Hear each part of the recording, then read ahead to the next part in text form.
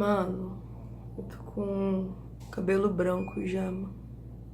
A idade é bizarro. Eu tava muito sumida, porque eu tava viajando. Tava em Itatiba, foi um tempo muito legal. Passei na casa da Jaque, aquela do coraçãozinho. Foi um tempo muito bom, muito gostoso, muito proveitoso. A gente passou um pouco daquilo que Deus tem nos falado sobre o movimento de oração, sobre o modelo Arpitaça, sobre a importância da oração, da intercessão na igreja de Itatiba. Um beijo pra Itatiba. Então por isso que eu tô meio sumida, mas se Deus quiser as coisas vão estabilizar e o canal vai continuar. Vou falar um negócio aqui, tá? Esse carinha aqui, pra quem não conhece, é o Charlie Brown. E o Charlie Brown, ele é um cara pessimista. Tudo dá errado na vida do Charlie Brown. Mas nem é tudo isso. Mas na cabeça dele, tudo dá errado.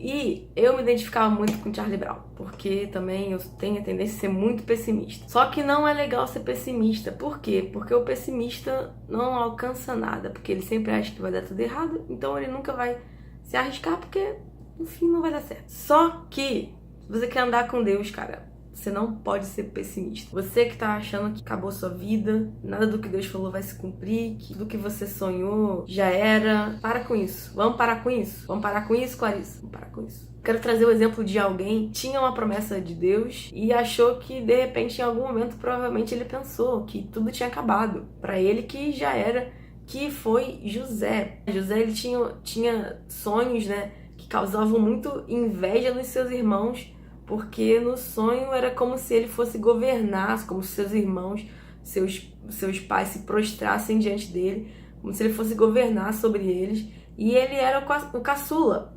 Então isso gerava muita inveja nos seus irmãos, muita raiva, né? Muito recalque, porque provavelmente eles achavam que José se achava demais. Mas era um sonho de Deus, era algo que Deus tinha gerado no coração de José. Desde quando Deus prometeu a José até o cumprimento desse sonho, demorou um tempo, né? Um sameiuca aqui, que eu gosto de chamar processo. Essa demora, né? Esse tempo que leva entre a promessa e o cumprimento da promessa, processo de Deus na sua vida, né? Em Provérbios diz que o sábio, ele consegue compreender o tempo e o modo. E às vezes você não tá entendendo que o tempo e o modo de Deus operar as coisas é diferente do nosso tempo, do nosso modo. A gente quer tudo para ontem, mas geralmente as promessas de Deus, os sonhos de Deus para nós, eles precisam ser gerados. É como se fosse um filho. A mulher, quando engravida, ela tem ali aquela semente de vida, ela tá na mulher, só que ela precisa de um tempo para amadurecer. Nesse tempo de amadurecimento, esse bebê, né, ele vai ser alimentado, ele vai ser nutrido. E da mesma forma, a promessa de Deus para nós, ela precisa de um tempo sendo nutrida através da fé. Então você precisa entender que durante esse tempo de espera, você não pode estar à toa, você não pode estar distraído. Você precisa ter em mente que você está gerando algo de Deus, você está gerando um sonho de Deus em você. Então você precisa nutrir através da fé aquilo que Deus está gerando no seu coração. Primeira coisa, entender o tempo e o modo e começar a dar passos práticos em direção a isso. Ou seja, se você tem um chamado, sei lá, para as nações, você já tirou o seu passaporte, você já está aprendendo inglês, ou fazendo um curso, ou procurando no YouTube. Ou seja, qual tem sido os teus passos práticos, pequenos, que você pode dar em direção àquilo que Deus falou com você. Por exemplo, Davi ele foi ungido rei, só que quando chegou lá Golias desafiando, ele não tomou, ele poderia ter uma postura, eu sou pequeno, tenho um exército, não tem nada a ver com isso, um dia eu vou governar, mas por enquanto não tem nada a ver com isso. Não, ele tinha claro na mente dele que ele seria rei, então ele toma uma postura, ele toma uma atitude, ele se posiciona de acordo com a promessa. E você vê que a partir desse evento em que ele derrota Golias, muita coisa começa a mudar na vida de Davi. Abraão, ele tinha uma promessa de que ele seria pai de nações, mesmo ele sendo já avançado em idade. Mas se Abraão não comparece lá com a mulher dele,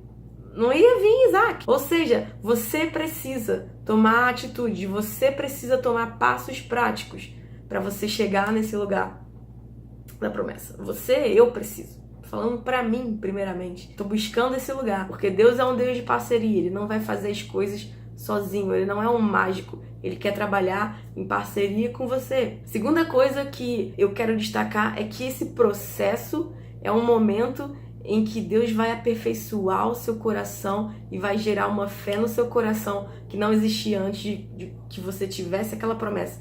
No momento que você recebe a promessa, você ainda não tem a fé suficiente para gerar aquilo muitas vezes. Então, eu gosto de pensar que a promessa, ou o sonho, ou o propósito de Deus para sua vida, muitas vezes ele se parece com o nascimento de uma criança. A mulher, ela engravida, a vida já tá ali, aquela semente de vida, aquela semente já tá ali, já foi fecundado, já existe vida, mas é necessário um tempo, um processo para que aquilo seja gerado, para que aquela vida seja amadurecida. E ela precisa ser nutrida, ela precisa amadurecer, para que então venha o momento de vir à luz. Então, da mesma forma, nós geramos, quando nós recebemos uma palavra, uma promessa de Deus para nós, é necessário um tempo de gestação daquela promessa, para que a nossa fé seja ativada, para que a nossa fé comece a nutrir aquilo que está sendo gerado. E aí sim vem o tempo de vir à luz, quando está amadurecido, quando o teu coração já está amadurecido. E nesse processo é um tempo que Deus usa muitas vezes para tirar sujeiras do seu coração, para mostrar coisas que ainda não estavam claras. Às vezes a gente recebe uma palavra de Deus, mas a gente não tem a total compreensão do que é aquela palavra que Deus tem pra gente. E Ele usa esse tempo da promessa, esse tempo da espera ou da demora, para nos dar uma visão maior, mais ampla do que Ele tem para nós. Porque a visão de Deus nunca é só me abençoar com a minha promessa, mas Ele olha um todo, Ele olha um contexto, Ele olha aquilo que Ele está gerando no mundo. Provavelmente a promessa que Deus tem para sua vida não vai só te abençoar, como vai abençoar muitos ao seu redor. E Deus está amadurecendo essa visão em você, para que quando essa promessa chegue, aquilo não te corrompa. E a terceira coisa que eu quero destacar, se você tem um propósito, tem um sonho de Deus para se cumprir na sua vida, não perca de vista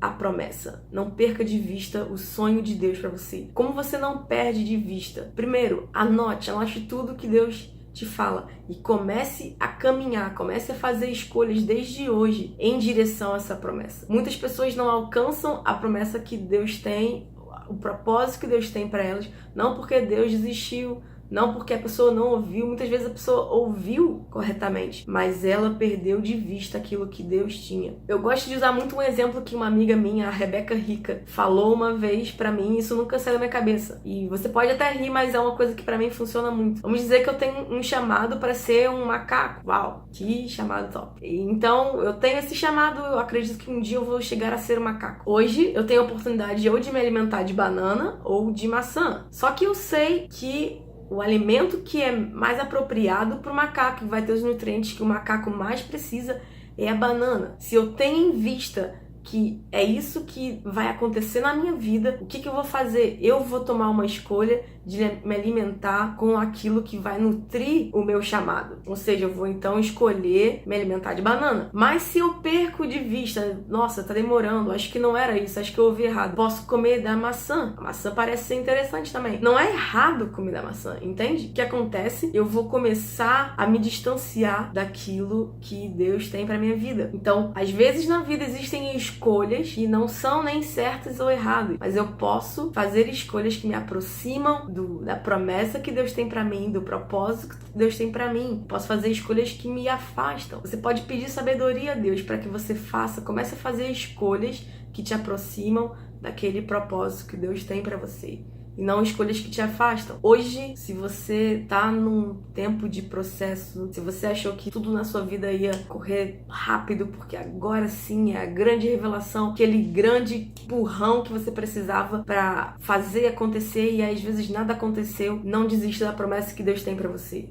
Não desista do sonho que Deus plantou no seu coração. Entenda o processo que você está vivendo de aperfeiçoamento, de aumentar a sua fé, de aumentar o seu relacionamento com Deus. E valorize os pequenos passos, as pequenas direções que Deus está te dando hoje. Valorize isso, porque é cumprindo esses pequenos passos, é dando esses pequenos passos que você vai chegar. Deus vai começar a mover através dos teus passos de fé que ele vai elevando o nível até que o tempo chegue na sua plenitude e você possa então desfrutar daquilo que Deus colocou no seu coração. E saiba que aquele que começou a boa obra, ele é fiel para terminar, sabe? Assim como José, ele tinha um sonho, ele tinha uma visão de que ele seria governante sobre sua família, sobre seus irmãos. Talvez José, ele pensou só que ele governaria sobre ali a sua família,